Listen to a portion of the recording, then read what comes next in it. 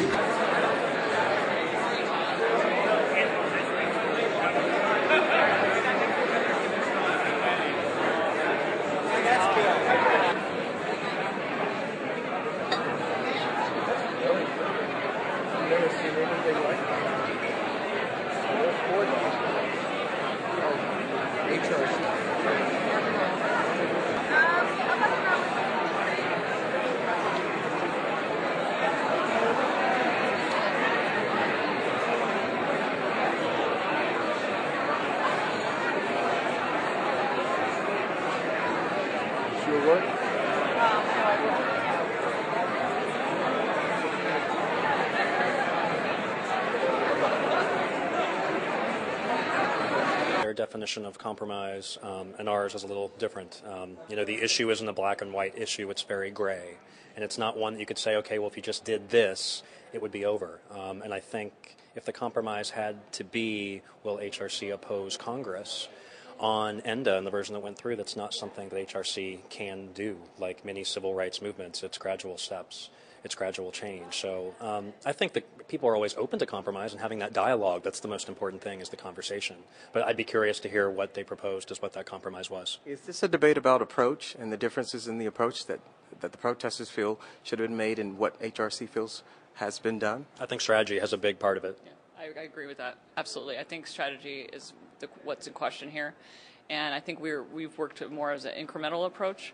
And I think that's where our differences are. That's where it's coming to light, is that we should have kept everything inclusive, and we have, but we should have gone from that from the beginning. So you're pushing forward, despite the protests, to have a good evening and to basically say what message behind tonight's gala dinner. The message is definitely unity. I mean, that's one of the main points to drive home. We all need to work together. They're our family.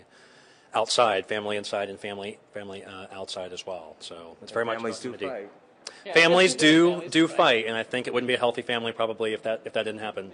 Gosh knows I have met a family where there was a little bit of conflict. Exactly. But yeah, I think it's one where It would be erroneous to say that the healing is going to happen immediately, because it won't, and it's going to take time. But I know that everybody here tonight is very interested in making that healing happen. And Inclusive with transgender. No. The Human Rights Campaign is transgender equality is part of the organization's mission. It's part of what we do with our workplace project, our religion and faith project, obviously our political legislative work. All involves transgender issues, as well as gay, lesbian, bisexual issues. So we're fully committed to it. And the Employment Non-Discrimination Act will be fully inclusive. We're continuing to work towards that end, that goal. Again, we're all united, both inside the room and outside the room, on what the end goal is, and that is a fully inclusive ENDA. Absolutely concur with that, and actually I support the demonstration. We need voices inside and outside of organizations that express the urgency of the need and the importance of our lives. Do you think the protesters' message is getting across or is making an impact, especially in the wake of the mayor of Los Angeles not appearing tonight? I think that the message of the protesters and the demonstrators is extremely important, and I hope that it is being heard. They're saying that it's time for us to be considered fully human and included now. Outside tonight. But here's what I know. In any struggle for civil rights in this country, there have been occasions when different groups of people have marched down different roads. What is important to our ultimate success is that each of those roads ends in the same place.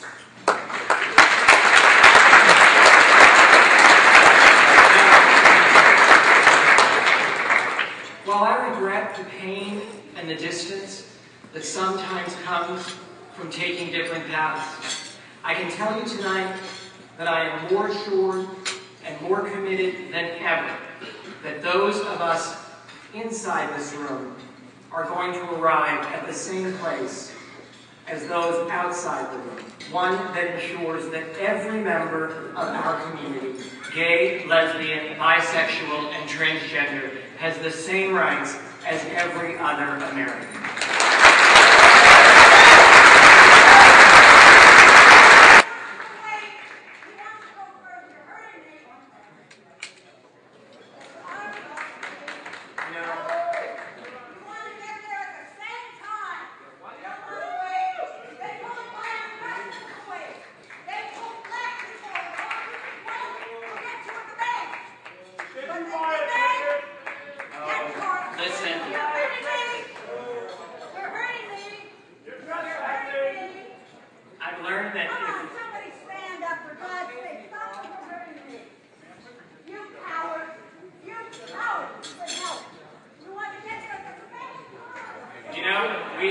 We have a HRC dinner every other Saturday night, and it's always different.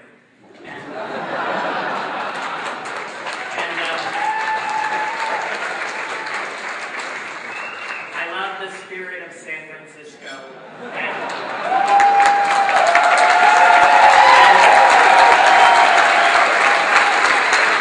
And that's because I believe that the people that protested outside for a while this evening actually have their hearts in the right place. It's just that